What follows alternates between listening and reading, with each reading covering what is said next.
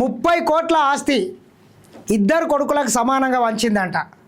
అయినా కానీ ఇద్దరు కొడుకులు పాపం ఆ తల్లికి ఒక్క పూట బువ్వ కూడా పెట్టలేక రోడ్డు మీదకి దొబ్బేసిండ్రంట. ఎంత దారుణమైనటువంటి ఘటన చూడండి. జనాలు ఎంత కమర్షియల్ అయిపోయినారంటే రోజు రోజుకి తల్లిదండ్రులు అనేటటువంటి వాళ్ళు ఎంతో త్యాగం చేసి ఎన్నో కష్టాలు సుఖాలను అనుభవించి నా బిడ్డలు ఉన్నతమైనటువంటి స్థానంలో బతకాలే, మేము ఒక పూట తినపోయినా మంచి బట్టలు కట్టుకోకపోయినా ఉన్నతమైనటువంటి స్థానాల్లో ఉండాలని చెప్పి వాళ్ళు కలలు కంటారు. పిల్లల కోసం తల్లిదండ్రులు సర్వ త్యాగం చేస్తారు. మేము పడ్డటువంటి కష్టం మా పిల్లలు పడొద్దని చెప్పి ఎంతో గొప్పగా ఆలోచన చేస్తుంటారు. కానీ అటువంటి తల్లిదండ్రుల్ని చాలామంది రోడ్డు మీద దొప్పుతుంటారు. చూడొచ్చు, ఒక్కసారి మనం చూసుకున్నట్లయితే ఎంత దారుణమైనటువంటి ఘటన చూడండి. 80 సంవత్సరాల తల్లిని కోట్ల ఆస్తిని మొత్తం దొబ్బేసి ఒక పూట బువ్వ కూడా పెట్టలేక రోడ్డు మీద దొబ్బేసిండ్రంట. ఇది ఎక్కడనో కాదు, హైదరాబాద్కు కూతవేటు దూరంలో ఉన్నటువంటి శంకర్పల్లిలో ఈ ఘటన జరిగింది. ఒక్కసారి మనం చూసుకున్నట్లయితే 30 కోట్ల ఆస్తి ఇచ్చిన తల్లికి బుక్కెడు బువ్వ పెట్టని కొడుకు ఆమె దాచుకున్న 2.70 కోట్లు సహా తిరిగి ఇచ్చేయాలని అడిగితే ఇంట్లోంచి గెంటివేత. 30 కోట్ల ఆస్తే కాకుండా 2,70,00,000 రూపాయలను ఆమె దాచుకున్నటువంటి పైసల్ని కూడా తీసుకొని ఒక్క పూట బువ్వ కూడా పెట్టకుండా ఇంట్లోకెళ్ళి దొబ్బేసిండంట.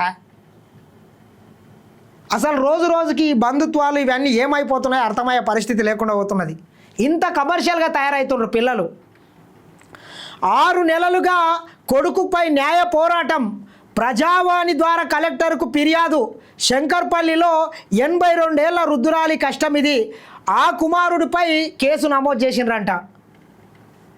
చాలా రోజుల తర్వాత 6 నెలలు కష్టపడ్డ తర్వాత శంకర్పల్లి ఆమె కొడుకు మీద కేసు అయితే నమోదు చేసిండ్రట పోలీసులు. ఒకసారి చూసుకున్నట్లయితే కోట్ల ఆస్తిని ఇద్దరు కొడుకులకు పంచి ఇచ్చిన ఆ వృద్ధురాలు ఇప్పుడు ఓ ముద్ద అన్నం కోసం అలమటిస్తుంది. ఓ కొడుకైతే తన బాగోగులను ఏమాత్రం పట్టించుకోకుండా తాను దాచుకున్న 2.70 కోట్ల డబ్బును లాగేసుకున్నాడు.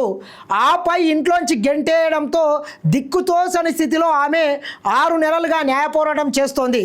రంగారెడ్డి జిల్లా శంకర్పల్లి మండలం గాజులగూడ గ్రామానికి చెందిన కోమటి సుశీలమ్మ అనే 82 ఏళ్ల వృద్ధరాలి వ్యధ ఇది. చిన్న కుమారుడికి తాను 30 కోట్ల విలువ చేసే భూమిని ఇస్తే తాను దాచుకున్న డబ్బును ఇవ్వకుండా తనను ఇంట్లోంచి పంపించి వేశాడని ఆ వృద్ధురాలు వాపోయింది. బాధితురాలు వెల్లడించిన వివరాల ప్రకారం ఆమె భర్త దేవిరెడ్డి 50 ఏళ్ల క్రితమే చనిపోయాడు. సుశీలమ్మకు 4 సంతానంలో అనంతరెడ్డి, నరసింహారెడ్డి కుమారులు, 2 కుమార్తెలకు పెళ్ళిళ్ళయ్యాయి. వారు అత్తగారింట్లో ఉంటున్నారు. వికారాబాద్ జిల్లా దారూర్ మండలం చింతకుంటలో తన భర్త వాటగా వచ్చిన 15 ఎకరాలను కుమారులకు సుశీలమ్మ సమానంగా పంచుతూ రిజిస్ట్రేషన్ చేసింది. శంకర్పల్లి మండలం గాజులగూడలో తన పుట్టింటి వారి నుంచి వాటాగా వచ్చిన 15 ఎకరాల్లో కూడా ఇద్దరికి 6.5 ఎకరాల చొప్పున రిజిస్ట్రేషన్ చేసి ఇచ్చింది. తన అవసరాల కోసం మిగిలిన 2 ఎకరాలను ఆమె విక్రయించింది. వచ్చిన 2.70 కోట్ల నగదును చిన్న కుమారుడు నరసింహారెడ్డి వద్ద దాచుకుంది. తాను దాచుకున్న డబ్బును తిరిగి ఇచ్చేయాలంటూ ఆమె 2 ఏళ్లుగా అడుగుతున్నా అతడు బుకాయిస్తూ వస్తున్నాడు.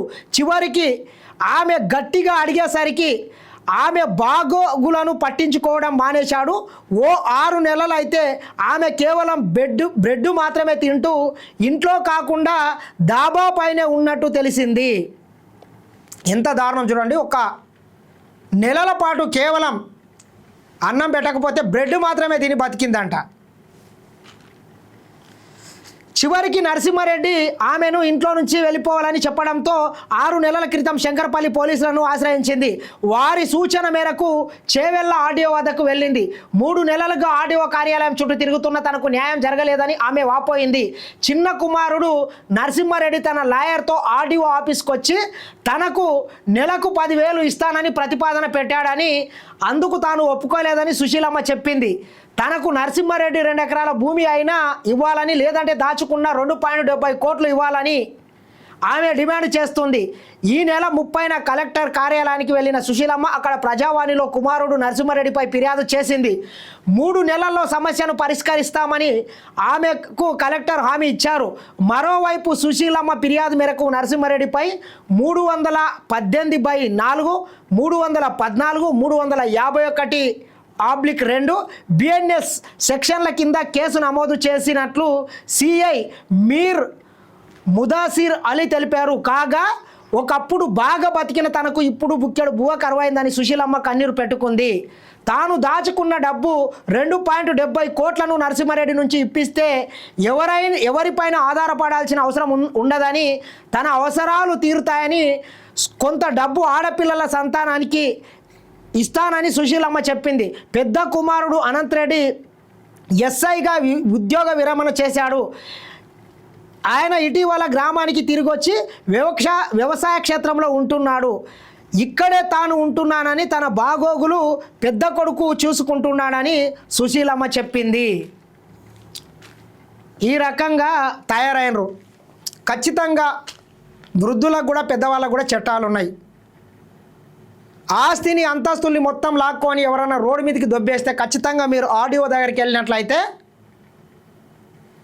ఏదైతే పిల్లలకి వెళ్ళినటువంటి భూమిని మళ్ళీ ₹1 కూడా తీసుకోకుండా ఆర్డీఓనే మళ్ళీ తల్లిదండ్రుల పేరు మీద చేయడానికి కూడా అవకాశం ఉంటుంది. కాబట్టి దయచేసి ఎవరైనా ఇటువంటి సమస్యలను ఎదుర్కొంటే ఖచ్చితంగా ఆర్డీఓ దగ్గరికి వెళ్ళి మీ సమస్యను వెలబుచ్చినట్లయితే ఖచ్చితంగా న్యాయం జరుగుతుంది. ఆ రకంగా అధికారులు కూడా పనిచేయాలని ఈమెని మొర ఆలకించినటువంటి అధికారులకు కూడా ప్రత్యేకంగా ధన్యవాదాలు. ఇది చూస్తూనే ఉండండి SN TV.